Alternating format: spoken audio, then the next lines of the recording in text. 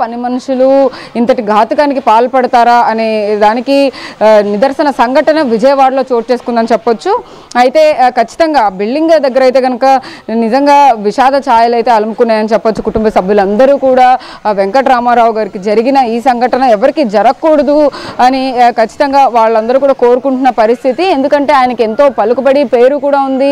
ఆయన గతంలో కూడా గవర్నమెంట్ ఎంప్లాయీ, ఆయన రిటైర్ అయిపోయి కూడా అంటే వయసు పైపడడంతో ఆయన ఇంట్లో ఉండడానికి కానీ అక్కడ సహాయంగా ఒక పని మనిషిని పెట్టుకుందాం, వాళ్ళ అమ్మగారిని చూసుకునేందుకు కూడా అంటే పిల్లలందరూ ఎక్కడో వేరే దగ్గర సెటిల్ అవుతూ ఉంటారు కాబట్టి వీళ్ళని చూసుకోవడానికి ఇంకొక పర్సన్ ఎవరో ఒకరు కావాలి కాబట్టి ఒక ఏజెన్సీ ద్వారా ఆమెని నియమించుకున్నట్టుగా కూడా మనకు అర్థమవుతోంది. ఒక్కసారి విజువల్స్లో చూస్తే కనుక వాళ్ళ ఇంటి దగ్గరే ఉన్నాం మనము.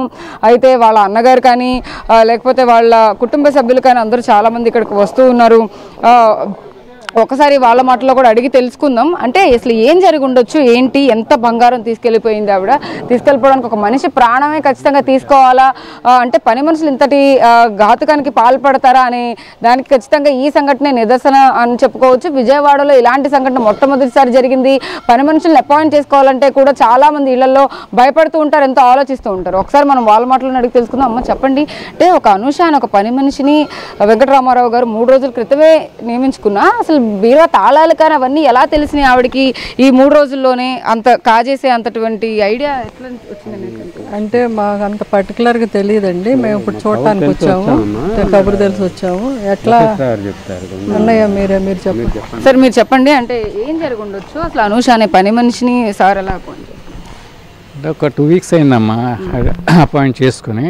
యాక్చువల్గా ఆవిడ హాల్లో మామూలుగా రూమ్లో పడుకునేది. చనిపోయిన రామారావు గారు మదర్ కూడా ఉన్నారు, పెద్ద ఆవిడ 90 years ఓల్డ్.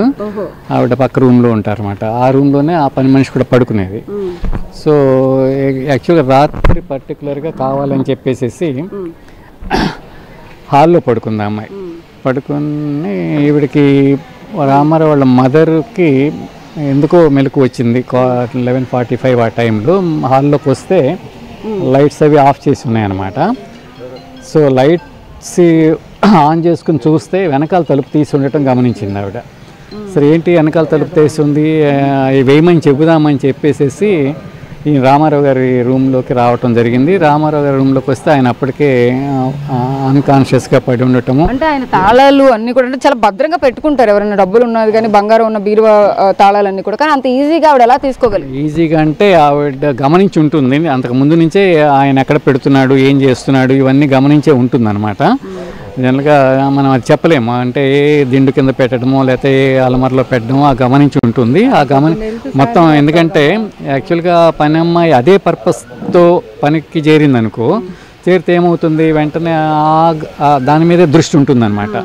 సో అట్లా గమనించి ఉండొచ్చు.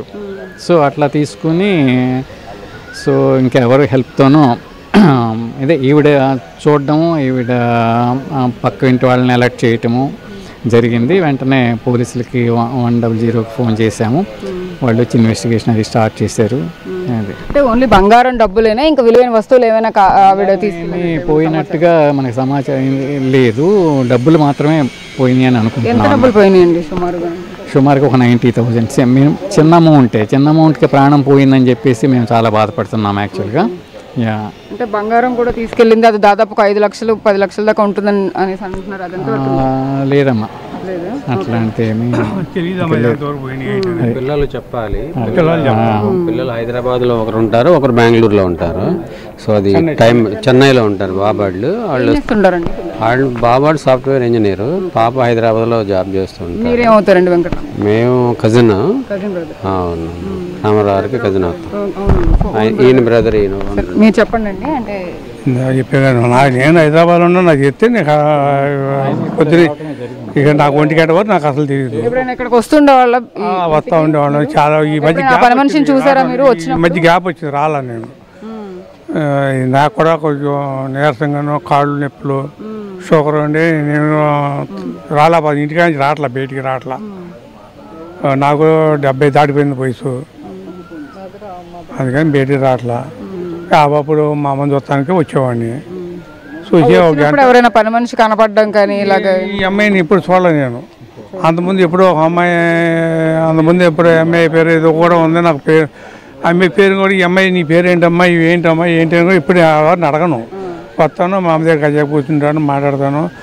మా అబ్బాయి వచ్చాడమ్మా, కొంచెం మా అబ్బాయికి టీ పెట్టమ్మా ఇవి అంటాను. నేను అమ్మాయి నేను టీ తాగనమ్మా, షుగర్ పెరుగుతుంది నాకు వద్దమ్మా, ఏం వద్దు టీ కూడా వద్దు నాకు ఏం వద్దు అన్నాను. షుగర్ లేకుండా పెట్టాను నాకు వద్దమ్మా అని ఊరుకుండమ్మా అనేవాడిని.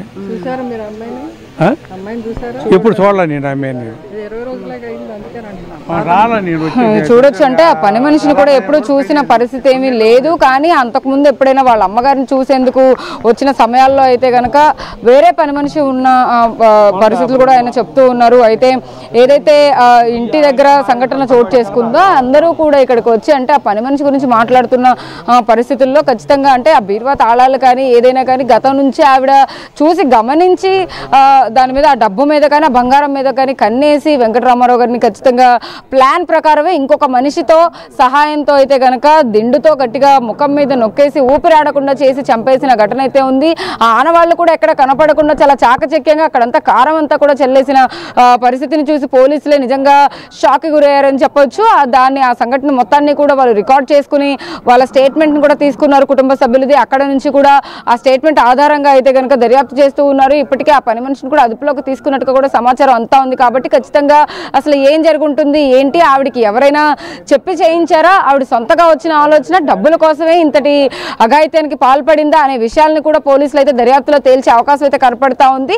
అయితే పని మనుషుల్ని ఖచ్చితంగా అపాయింట్ చేసుకునే ముందు అందరూ జాగ్రత్తగా అయితే కనుక ముందు వెనక అసలు వాళ్ళు ఏంటి, ఎక్కడి నుంచి వస్తారు, ఎంతవరకు పనిచేస్తారో, గతంలో ఏమైనా పనిచేసిన ఎక్స్పీరియన్స్ ఏమైనా ఉందా అనేది అయితే ఖచ్చితంగా అందరూ చూసుకోవాల్సిన పరిస్థితి ఖచ్చితంగా ఉంటుంది. ఎందుకంటే ఇలాంటి సంఘటనలు మళ్ళీ మళ్ళీ జరగకుండా ఉండేందుకు అయితే కనుక అందరూ తగిన చర్యలు తీసుకోవాలి. దీని గురించి కూడా అంటే పని మనుషుల్ని ఏదో ఆ టైంకి మనకి అవసరం కదా అని చెప్పి చేసుకోవడం కన్నా కూడా ముందుగానే మనకి ఎలాంటి ప్రమాదం జరగకుండా కానీ లేకపోతే ఇలాంటి సంఘటనలు జరగకుండా అయితే కనుక ముందు జాగ్రత్తగా వాళ్ళ గురించి ప్రాథమిక సమాచారాన్ని అయితే తీసుకొని పని మనుషుల్ని అపాయింట్ చేసుకోవాల్సిందిగా పోలీసులు కూడా చెప్తూ ఉన్నారు ప్రజలకి. అయితే విజయవాడ నడిబొడ్డులో ఉన్నటువంటి గుణదల ఏరియాలో ఎన్టీఆర్ కాలనీ ఇదంతా చాలా క్లాసీగా ఉంటుంది. ఏరియా అంతా కూడా అందరూ ఓన్ హౌసెస్లో కూడా వాళ్ళందరూ నివసిస్తూ ఉంటారు. చాలామంది వాళ్ళ పిల్లలందరూ కూడా హైదరాబాదుల్లో వేరే వేరే చోట సెటిల్ అయిపోయిన పరిస్థితుల్లో అయితే కనుక ఇక్కడ ఒంటరిగా జీవితాన్ని వాళ్ళు స్పెండ్ చేస్తున్న టైంలో ఎక్కడైతే వాళ్ళ అమ్మగారికి కూడా హెల్త్ బాగోలేదు కాబట్టి ఆయనని ఖచ్చితంగా టార్గెట్ చేసి ఉంటారా అనే అనుమానాలు కూడా వ్యక్తం అవుతూ ఉన్నాయి. ఇటు వెంకటరామారావు గారు కూడా